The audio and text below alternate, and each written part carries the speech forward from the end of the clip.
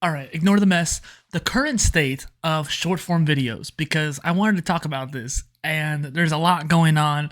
We'll get into the TikTok ban, but that's not the only thing you really need to worry about. Now, there are some new platforms coming into works that I'm kind of curious about, and you may not have heard about. So I figured I'd give you some information about those. I'm also just going to give you my opinion about how each platform works and my experience with them. And so, for context, I have been on Instagram for over a decade at this point, and same thing goes for like Twitter and Facebook and all these different platforms. I've been on all of them for ages. I've been on TikTok since 2018. I have a lot of experience when it comes to social media, but especially for short form video. And so, I wanted to get a head start, and that's why I joined Musically. Thanks, Gary Vee, for the push for that. And whenever it came to making these videos, I was trying to do it in-app. I was trying to like just create something that was there. Eventually, I was able to finally start repurposing my long-form content into there, and I posted a lot more. And so over the last year, I had posted 10 times a day across TikTok, Instagram, YouTube, and Pinterest. And since I chose Pinterest over Facebook because I can only have 4 platforms on the tool I was using, I didn't do much on Facebook Reels. So I don't have a whole lot of information about there, but I also can tell you just how it feels and from what experience on there. Now, there are other platforms you can post these clips to, and I say clips as in just kind of in general short form videos, because there's a lot of different ways you could go about it, and depending on what your niche is, there is some different places that might be better for you, such as LinkedIn is really pushing for video. And so it's one of those things where if you have a lot more professional content or like a professional podcast, you could post there. Or maybe if you wanted to become a thought leader on there about your niche, you could provide some really high quality content on there. But you got to be careful about posting too much on your personal plan versus on a company page. Same thing goes for Instagram. I posted too much onto the main feed, but onto the Reels feed, you can't post too much. And so by posting 10 times a day on the main feed, it ended up getting a little bit too much and I lost followers. But versus the Reels feed, I've actually gained followers. So it really depends on the platform's context. Now, when it comes to this idea of the meta of what's going on, let's get into the elephant in the room, the TikTok ban. And I'm recording this the day after it came back. So it's one of those things where we all mourned its loss, and it's a very shocking situation that it actually passed, and the fact it was unanimous. And I'm obviously here in the US where this has happened, but in India and China, it's already been banned for years. And so in India, people moved to Instagram Reels and YouTube Shorts, but mainly YouTube. And on there, it's actually not as active as you might think. It's a little bit more like educational or sciencey, and that's about it. Maybe newsy, and I think there's a bit of Bitcoin thrown in there too. So there's really not that much of a market there. But then if you look at like Brazil, it's like there's a lot of content creators coming out of woodwork down there. And then when it comes to like China, since they don't have TikTok, they had Red Note, which is more of a Pinterest, Instagram alternative. That's what Lemonade is essentially a copy of, I believe. And on there, on Red Note, you could do videos, kind of like how Pinterest acts with videos. So while it does work, it's not really what its main thing is, and the vibe is different too. And so on there, they're very adamant about like learning and improving about something. So like the content should be worth something, not just for entertainment or for comedic purposes, but actually kind of getting something out of it. And so the differences in all these different platforms is very interesting. And I have been on all of them since the features came out. So when Instagram Reels came out and YouTube Shorts came out, I was first on the scene and tried to make something.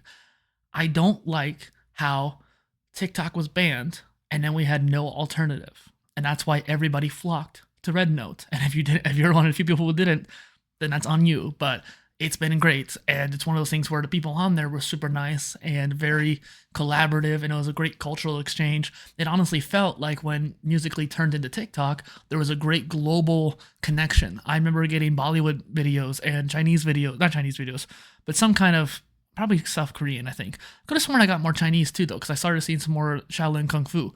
And so maybe there was like some external stuff. But I managed to see a whole bunch of stuff from around the world. And then now over the last few years, there's been a lot of UK and Australia content mixing in with the US. And so TikTok was a platform that was globally connecting everybody. And that was a really great thing. And I think Red Note is actually kind of doing the same thing now, ironically, despite the fact the government really hates it. And regardless of where you stand politically, I'm talking just as a content creator, there is a reason to be on these platforms because you want to be able to, first off, plant your flag, plant your name, but also share your information and share your content out there. When you're using TikTok, the algorithm is like no other. It finds what you like and it shows it to you. Think about how Reddit, there's different subreddits based on the different topics that you like. These different communities that you can then join and then be around people who you like and talk about Harry Potter or Star Wars or whatever you particularly prefer. TikTok has that same thing, but it's automatic. And so it automatically sorts you into that. And then they also, over the last like 5 years especially, have improved the UX of the app. So for example, if you're watching a video and it's a part 1, and you go to that person's profile, there'll be a little button that says take you to the video that you just watched. And it'll automatically scroll down until where that video was so that you can then watch the next video. I just had this experience the other day on Instagram Reels and YouTube Shorts where I was trying to watch something and I wanted to watch part 2 and then I couldn't. I think it was on YouTube Shorts and it was very frustrating. And then, for example, on Reels, if you wanted to send somebody 10 Reels in a row, if they were to watch those, you had to go into the reel, then back out, the next and the next reel. Whereas on TikTok, you could just scroll through. So once you click on one video, you just continuously scroll within that DM. That is something that these apps, for some reason, didn't copy. Now Instagram's trying to copy some of the features of TikTok, but it's really nowhere close to that level. Not only that, but the algorithm is nowhere close to the level of TikTok. I enjoy Reels sometimes, and I enjoy Shorts. But the thing is, the kind of content that's on all 3 platforms is different. And I've been saying this for years. While you can syndicate your content to all these different platforms, that does not mean that you as a consumer are going to be seeing the same content across all platforms. And there is a running joke in the TikTok world where everybody on Reels, when they see a new meme, they'll send it to you, and it's something you saw 3 months back on TikTok.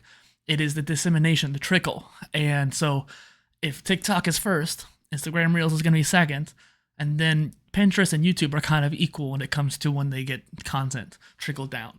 Now, the cool thing about YouTube Shorts is that it connects with your long form videos. And so all these different solo videos I make, or mostly the interviews that I focus on, I'll make clips out of them, and then I can link those clips to this long form video. So if you're watching this particular clip on YouTube Shorts, you can click on the bottom below and it'll connect you to the full length video.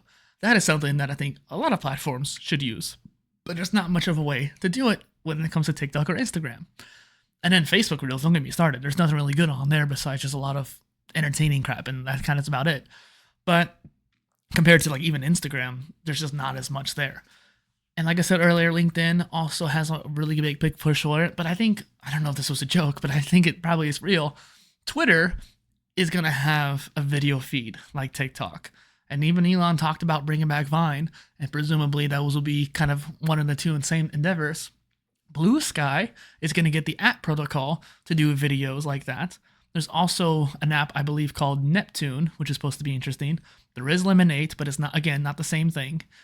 And then Spotify has clips for each podcast interview, which is just something I thought I mentioned. So there's a lot of different new things that are coming out. None of them are the same as TikTok, and that's why TikTok should stick around. Let me get to the other issue at hand. Many users, including myself, went on to TikTok after the ban, and we felt something was off. And part of that is probably because the shop and the live is not there. And so people aren't really going live, and there's no shop ads every 5 seconds like there was for the last year or so. Those are probably 2 good changes, and maybe they wanted to get into good graces, so they turned those off or something like that, because they were pushing shop through lives, but also pushing shop by itself many times. And so out of every 10 videos, like 4 of them would be shop or live. It was very annoying, but you just dealt with it because you wanted to get to the 6 that you did like.